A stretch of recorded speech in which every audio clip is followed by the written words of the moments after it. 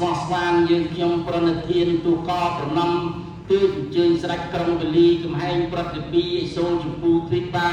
ទើបអញ្ជើញសពពុត្រាអញខ្ញុំវន្ទាបបាតកោចលៀងអ្នករៀនវិធីបារមីខ្លាំងក្លាពលិតពលឺពេកពុនទើបអញ្ជើញនាងវិរុនសួស្ដីជំទាវស្រីតីតែងចុះមកពីកំពូលភ្នំពៅអើយនាងពៅអញប្រើនាងទៅបាត់យូរពេកញហៅពេលព្រឹកនាងព្រើលភ្នែកញហៅថ្ងៃត្រង់នាងចង់ស្រែកអញហៅពេលល្ងាចសម្រាប់រីកវិស័យសម្រាប់បៃសអញសល់តាមអ្នកក្រវ៉ានអ្នកសិទ្ធិវើយគេសូបានកប្រាវយ៉ាងទៅបានគេអញ្ជើញអស់មរិញវាល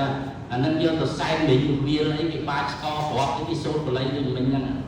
គេសូថាទើបអញ្ជើញនឹងអុកទើបអញ្ជើញនឹងអីនឹងអុកសក់ខ្លីនឹងអីសក់វែងនាងកពេងដាក់ទុំកំពុងរីករាយ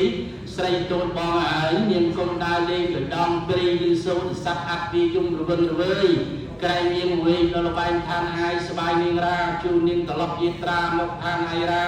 តាមដោយពុទ្ធាចំបៃចម្បាសរិទ្ធកាំងងារជីកនួនជីកទេពីដោរី